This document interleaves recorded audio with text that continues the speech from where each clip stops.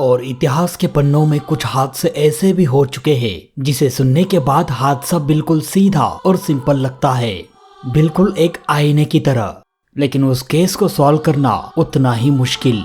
Swiss Air flight 111 का case भी कुछ ऐसा ही था। ये केस इतना पेचीदा बन गया था कि इसे सॉल्व करने के लिए करीब 350 इन्वेस्टिगेटर्स को काम पर लगाया गया और करीब 5 साल की कड़ी मेहनत करने के बाद आखिरकार इस केस को सॉल्व कर दिया गया। तो आइए देखते हैं इस घटना के पीछे की असली वजह।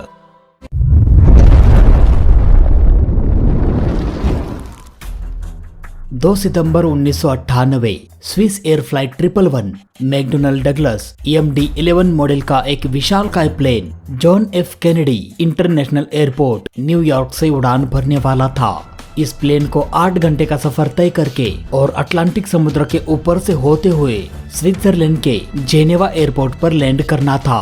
इस प्लेन में 215 पैसेंजर्स और 14 क्रू मेंबर्स के साथ कुल 229 लोग सवार होने वाले थे।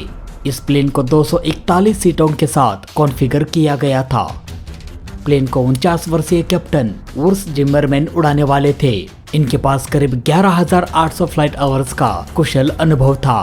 वही 36 वर्षीय फर्स्ट ऑफिसर स्टीफन लो भी आज कॉकपिट में कैप्टन का साथ देने वाले थे और इनके पास 4,800 फ्लाइट आवर्स का एक्सपीरियंस था। स्विस एयर को ज्वाइन करने से पहले दोनों भी पायलट स्विस एयर फोर्स में फाइटर जेट के पायलट रह चुके थे। प्लेन को टेक ऑफ कराने के पहले पायलट ने प्लेन में फ्यूल भर दिया था, क्योंकि ये प्लेन बीच में कहीं पर भी रुकने वाला नहीं था। नॉन स्टॉप इस प्लेन को करीब 8 घंटा उड़ान भरना था। फाइनली स्विस एयर फ्लाइट 111 रात के 8:18 पर John F Kennedy International Airport New York से उड़ान भरा।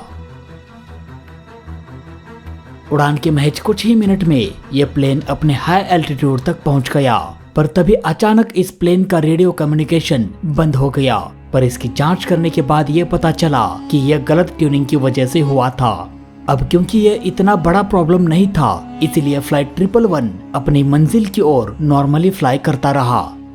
उड़ान के करीब 52 मिनट बाद जब यह प्लेन यारमाउथ के ऊपर से होते हुए फ्लाई कर रहा था, तभी फ्लाइट क्रू ने देखा कि प्लेन के अंदर कहीं से तो स्मोक आने लगा है। स्मोक के साथ साथ किसी चीज का जलने का स्मेल भी आ रहा था। पर जब फ्लाइट क्रू ने इसे चेक किया तो पता चला कि यह स्मोक एयर कंडीशनिंग से आ रहा था। पर क्योंकि यह स्मोक बहुत ही कम मात्रा में था, बिल्कुल ना के बराबर, इसलिए पायलट ने इस पर ज्यादा ध्यान नहीं दिया। लेकिन इसके ठीक 4 मिनट बाद वो स्मोक काफी तेजी से भरने लगा। महज कुछ ही सेकंड्स में कॉकपिट में चारों ओर बस धुआं ही धुआं दिखाई देने लगा। यह देखकर पायलट को एहसास हो गया कि जरूर इस प्लेन में कुछ तो खराबी आ गया है। इसलिए पायलट ने यहाँ पर ATC से पेन रेडियो कॉल कर दिया। अब ATC को ये तो समझ में आ गया था कि फ्लाइट 111 किसी मुसीबत में फंस चुका है, लेकिन उधर पायलट की ओर से कोई भी इमरजेंसी डिक्लेयर नहीं किया गया था। इसलिए ATC फ्लाइट 111 के साथ लगातार बातचीत करने लगा और समय समय पर पायलट को गाइड भी करने लगा। उधर प्लेन के कॉकपिट में धुआं अब इतना बढ़ चुका था कि पायलट को कॉकपिट में इंस्ट्रूमेंट भी ठीक से दिखाई नहीं दे रहा था। साथ ही स्मोक के साथ साथ कॉकपिट में गर्मी काफी तेजी से बढ़ने लगी। प्लेन की यह हालत देखकर पायलट को एहसास हो गया कि अब इस प्लेन को जेनेवा एयरपोर्ट तक ले जाना बिल्कुल भी पॉसिबल नहीं है। इसलिए पायलट ने ATC से इस प्लेन को नजदीकी एयरपोर्ट बेस्टन इंटरनेशनल एयरपोर्ट पर इमरजेंसी लैंड कराने का परमिशन मांगा। पर क्योंकि यह एयरपोर्ट इस प्लेन के करंट लोकेशन से करीब 433 किलोमीटर दूर था, इसलिए ATC ने पायलट से कहा कि भाई 433 किलोमीटर दूर जाने से अच्छा है कि आप बिल्कुल पास के ही हेलीफैक्स इंटरनेशनल एयरपोर्ट पर इस प्लेन को लैंड कर जाओ, क्योंकि ये एयरपोर्ट सिर्फ 122 किलोमीटर दूर है। ATC का ये डिसीजन मेरे हिसाब से बिल्कुल सही डिसीजन था। अब फ्लाइट 111 नजदीकी एयरपोर्ट हेलीफैक्स इंटरनेशनल एयरपोर्ट की ओर निकल पड़ा। पर तभी और एक मुसीबत पायलट के सामने आ गया। यह प्लेन एयरपोर्ट के काफी नजदीक आ चुका था, सिर्फ 55 किलोमीटर की दूरी पर, लेकिन यह प्लेन अभी भी करीब 21,000 फीट के एल्टीट्यूड पर फ्लाई कर रहा था। अब इतने कम डिस्टेंस में प्लेन के ग्लाइड स्लोप को मेंटेन करना और रनवे से अलाइन करना बिल्कुल भी पॉसिबल नहीं था। ऊपर से ये प्लेन अभी अभी उड़ान भरा था। प्लेन के फ्यूल टैंक में लाखों गैलन फ्यूल भरा पड़ा था। और आपके जानकारी के लिए बता दूं कि कोई भी प्लेन भारी वजन के साथ आसानी से उड़ान तो भर सकता है, लेकिन उतने ही भारी वजन के साथ कोई भी प्लेन सुरक्षित लैंड नहीं कर सकता है। और अगर जोर जबरदस्ती प्लेन को लैंड कराने की कोशिश भी किया तो ऐसे कंडीशन में प्लेन का लैंडिंग गियर डैमेज भी हो सकता है या प्लेन का विंग्स भी डैमेज हो सकता है और प्लेन में भीषण आग लगने की संभावना भी काफी ज्यादा बढ़ती है। अब इस तरह की अनहोनी को टालने के लिए एटीसी ने पायलट से कहा कि आप अपने प्लेन को एयरपोर्ट से कुछ दूरी पर लेकर जाओ ताकि आप हवा में ही प्लेन में भरा फ्यूल डंप कर सके। इससे प्लेन का वजन भी कम होने वाला था और प्लेन का एल्टीट्यूड भी कम हो सकता था, जिससे यह प्लेन आसानी से रनवे पर लैंड कर सकता था। अब फ्लाइट 111 फ्यूल डंप करने के लिए यानी कि हवा में ही फ्यूल को नीचे फेंक देने के लिए निकल पड़ा। इससे पायलट को प्लेन में लगी आग के सोर्स के बारे में पता लगाने के लिए कुछ हद तक समय भी मिलने वाला था। इसलिए पायलट ने प्लेन के मैनुअल में चेक करना शुरू कर दिया कि प्लेन में लगी आग का अगर कोई सोर्स का पता नहीं चलता है तो ऐसे कंडीशन में क्या करना चाहिए। और प्लेन के मैनुअल में ये लिखा था कि अगर प्लेन में लगे आग के सोर्स के बारे में कुछ भी पता नहीं चलता है तो ऐसे कंडीशन में प्लेन के कैबिन में और कॉकपिट में बिजली को बंद करे। वही कॉकपिट के कुछ इम्पोर्टेंट इंस्ट्रूमेंट्स को छोड़कर बाकी सभी इंस्ट्रूमेंट को बंद करे। और पायलट ने भी ठीक ऐसा ही किया, लेकिन पायलट का ये डिसीजन यहाँ पर सही साबित नहीं हुआ। अब तक प्लेन के कैबिन में और कॉकपिट में एयर कंडीशनिंग वर्किंग में था, इसीलिए प्लेन के कैबिन में और कॉकपिट में लगे फैन और एयर कंडीशनिंग की वजह से एयर रिसर्कुलेटिंग हो रहा था। लेकिन जैसे ही पायलट ने इलेक्ट्रिसिटी को बंद किया तभी एयर का रिसर्कुलेटिंग भी बंद हो गया। इससे कैबिन में लगी आग अब तेजी से कॉकपिट की ओर बढ़ने लगी। यह आग इतनी भयानक थी कि दोनों के दोनों पायलट इस आग में जिंदा जलने लगे। पूरा का पूरा प्लेन और प्लेन में सवार सभी 229 लोग इस भीषण आग में धुआं जलने लगे। प्लेन के कैबिन में बैठे सभी पैसेंजर्स जोर जोर से चीखने चिल्लाने लगे, मदद की पुकार करने लगे, पर शायद उस भीषण आग से बचाने वाला अब कोई भी नहीं था। ऐसा लग रहा था प्लेन में सवार सभी 229 लोगों की किस्मत में अब मौत ही लिखी थी। अब पायलट को यह कंफर्म हो गया था कि इस प्लेन को और प्लेन में बैठे सभी 229 लोगों को इस भीषण आग से बचाना पॉसिबल नहीं है। उनकी किस्मत में मौत लिखी जा चुकी है। इसलिए पायलट ने यहाँ पर इमरजेंसी डिक्लेयर कर दिया। पायलट की ओर से कुछ आखिरी शब्द एटीसी ने सुना, and we are declaring emergency now, Swiss Air 111, mayday mayday mayday. इसके बाद सब कुछ हमेशा हमेशा के लिए शांत हो गया। अचानक यह प्लेन एटीसी के रडार से गायब हो गया। उधर एटीसी बार बार कोशिश करने लगा इस प्लेन के साथ कांटेक्ट करने की, पर अफसोस इसका कोई फायदा नहीं हुआ। Swiss Air flight 111 300 kilometre per hour की स्पीड से सीधा अटलांटिक समुद्र से जा टकराया था। अब एटीसी ने तुरंत ही प्लेन के लास्ट लोकेशन पर सर्च एंड रेस्क्यू टीम को भेज दिया, इस उम्मीद से कि कोई तो जिंदा बचा होगा। लेकिन जब रेस्क्यू टीम घटनास्थल पर पहुंच गई तो वहां का नजारा देखकर उनकी यह उम्मीद भी टूट गई।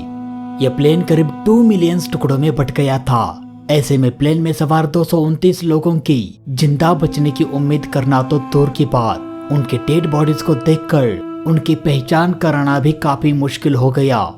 हादसे के अगले ही दिन घटनास्थल से कॉकपिट वॉइस रिकॉर्डर और फ्लाइट डाटा रिकॉर्डर को बरामद किया गया और ये पता लगाने की कोशिश किया जाने लगा कि आखिर प्लेन में आग किस वजह से लगी हुई थी।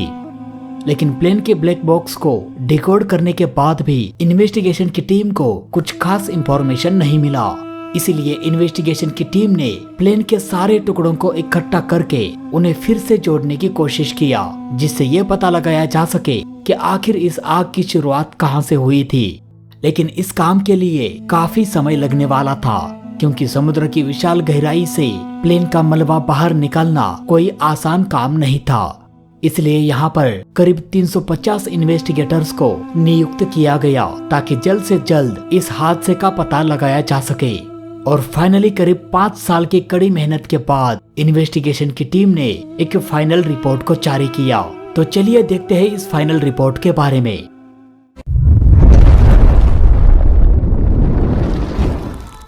इस केस स्टडी की शुरुआत करते हैं उड़ान के 52 मिनट बाद से, जब यह प्लेन बड़े ही मजे से अपनी मंजिल की ओर तेजी से बढ़ रहा था और तभी से इस प्लेन पर एक के बाद एक मुसीबत आना शुरू हो गया था।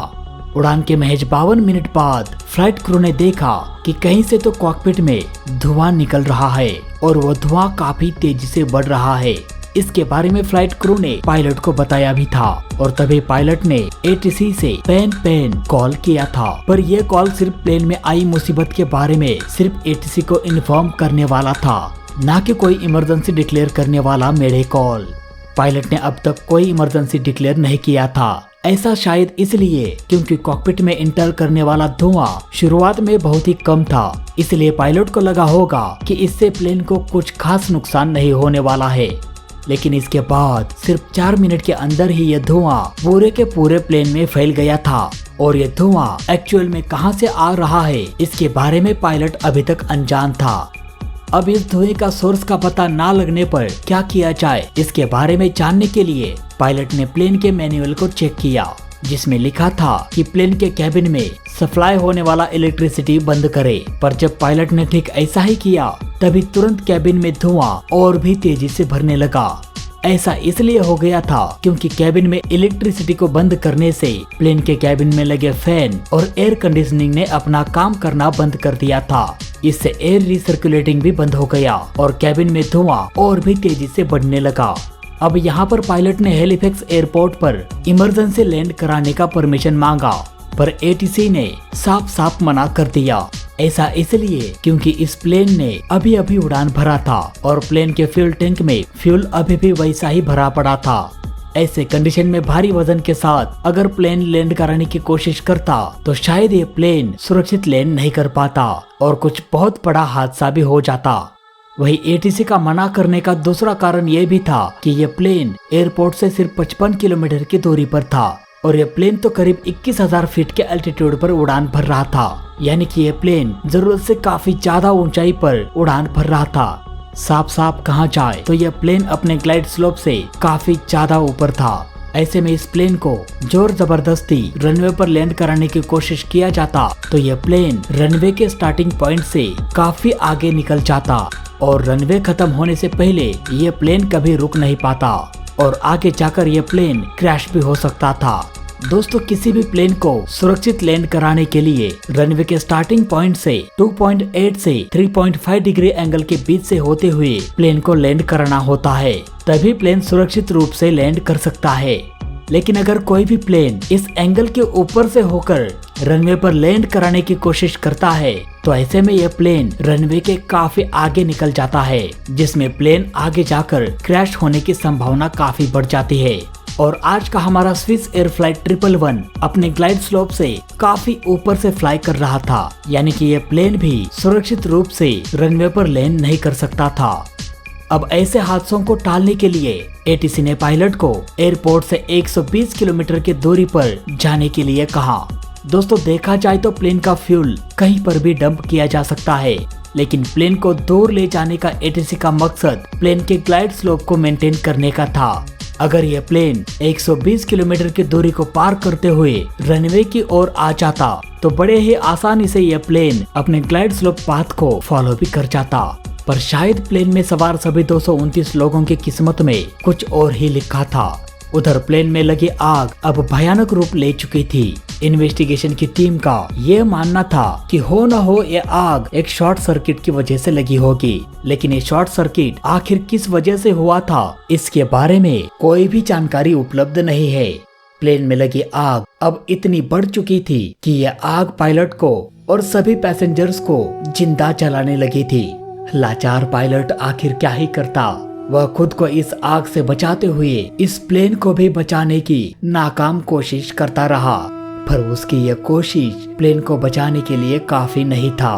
प्लेन अब पायलट के कंट्रोल से पूरी तरह से बाहर चला गया था और तेजी से नीचे की ओर गिरने लगा था।